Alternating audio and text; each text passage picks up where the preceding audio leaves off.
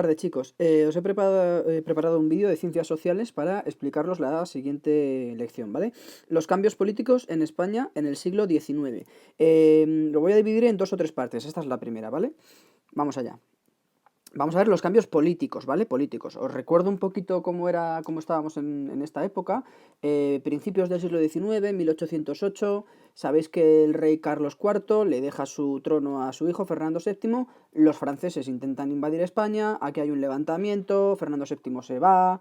Hay un levantamiento del pueblo contra los franceses. Se instaura una constitución. Se echa a los franceses. Después cuando echamos a Napoleón y a los franceses, vuelve Fernando VII, quita la Constitución e instaura otra vez el absolutismo. ¿Os acordáis, no? Hasta ahí nos quedamos. Y eso es todo comienzos del siglo XIX, 1808, 1814, más o menos.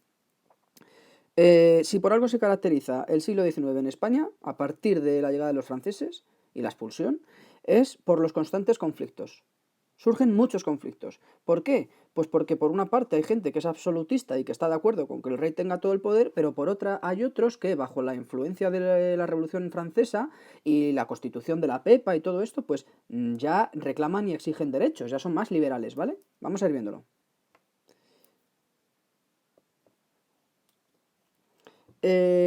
Una guerra por el trono. Como ya sabéis, Fernando VII, una vez expulsamos a los franceses, regresa a España, ¿vale?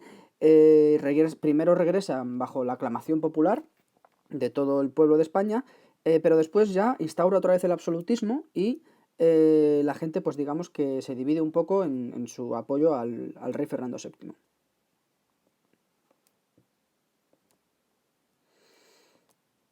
Aquí tenemos a Fernando VII.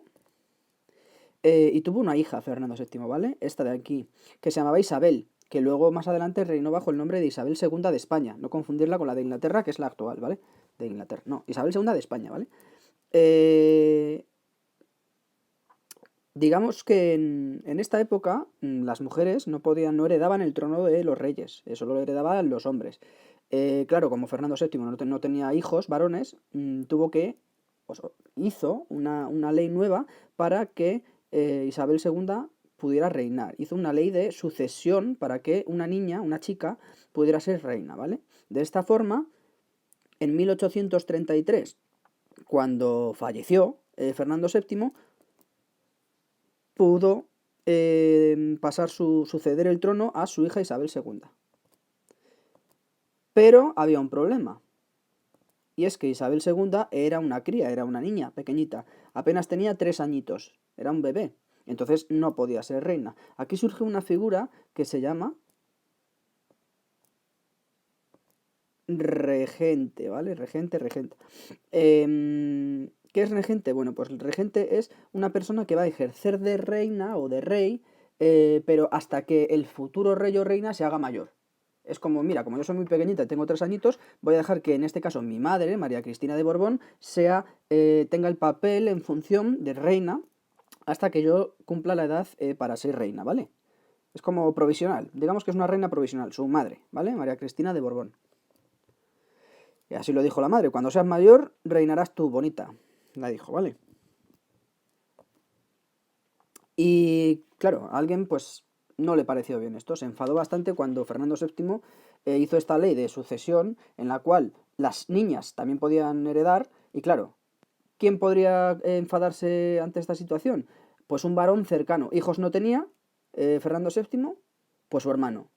Su hermano, el infante Carlos, no le pareció bien. Dijo, ¿cómo? ¿Que ahora cambian la ley y la hija puede ser reina? No, para nada. Se enfadó muchísimo. Y él opinaba que la que me ha liado mi hermano Fernando, el rey debo ser yo. El siguiente varón en la línea sucesoria sería, con la ley antigua, era el hermano el infante Carlos, hermano del rey Fernando VII, era el siguiente heredero en la línea de sucesión al trono. Pero como cambió la ley Fernando, pues ala, se quedó sin trono. Entonces, pues claro, surgió dos grandes bandos. En primer lugar, los que apoyaban al infante Carlos y en segundo lugar, los que apoyaban a Isabel II. Estos dos bandos tenían características diferentes. En el caso de los carlistas, de los que apoyaban al infante Carlos, hermano de Fernando VII, eran absolutistas, abogaban, apoyaban eso de que el rey tuviera todo el poder, ¿vale? Lo que, vamos, que tenía un pensamiento parecido a Fernando VII. En el caso de los isabelinos, no. ¿Cuál es lo contrario al absolutismo? Todo lo que tenía que ver, ¿os acordáis con la Revolución Francesa? Las ideas liberales.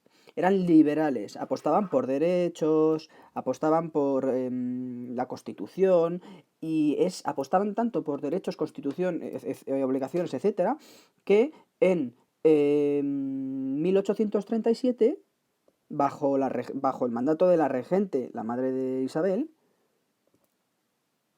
firmaron la Constitución de 1837. Ya es la segunda que tiene España. Después de la Pepa, en 1837, otra Constitución. Claro, esto, imaginaos, los carlistas que son absolutistas y apoyaban al infante Carlos, de repente le dicen, no, que es que encima la reina regente, la madre de Isabel, es que encima hace una Constitución liberal. Bueno, se enfadaron muchísimo. Y surgió la Primera Guerra Carlista. Estos dos bandos se enfrentaron por el poder en 1833. Mirad, todo en el mismo año en el que murió Fernando VII. O sea, se desencadenó todo en un año. Brutal. Por un lado, los isabelinos, los isabelistas, y por otro lado, los carlistas. Y aquí surgió unas batallas brutales. Primero fue la Primera Guerra Carlista, hubo más, pero durante todo este siglo en España hubo un periodo de muchas guerras por lo que os estoy diciendo. Isabelistas, gente liberal, con ideales de derechos, de constitución y todas estas cosas. Y luego los carlistas, que eran absolutistas, el poder del hombre, del rey absoluto, etc. En batallas constantes. Ahora vamos al reinado de Isabel II. Recordáis que hasta ahora Isabel era la futura reina, pero la figura de la reina provisional recaía sobre su madre, la regente, ¿no? Ese papel se llama regente, que es, si lo ponemos entre paréntesis, sería regente, entre paréntesis, reina provisional o rey provisional. Llega un momento en que ya veis aquí, Isabel II pues, se hace mayor, ya no es una niña. Concretamente en 1843, 10 años después. Por tanto, no es una niña, pero a nuestros ojos en la actualidad sí que lo sería, ¿no? 13 añitos. 13 añitos es una niña. Pues en esta época las Cortes ya la nombraron reina, con 13 años. Ya tengo 13 años, las Cortes me proclamarán reina de España. Con 13 añitos, ¿eh?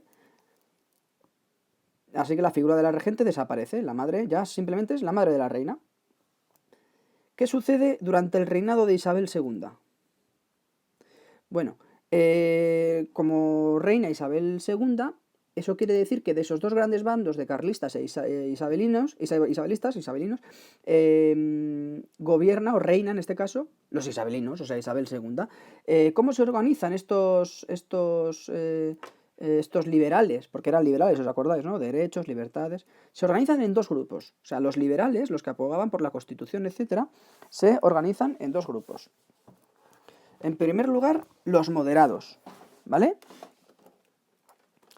Y en segundo lugar, los progresistas. ¿Cómo eran los moderados? Pues como la propia palabra dice e indica, eran gente que abogaban por las libertades, por los derechos de la gente, etcétera, pero tampoco de una forma exagerada, ¿vale? Es decir, que sí, muy bien, hay una constitución, me parece perfecto que se abogue por los derechos. A ver. Me parece perfecto que se abogue por los derechos, pero vamos a hacerlo desde un punto de vista moderado. Entonces aquí surge una figura, de aquí, que se llamaba el general Narváez.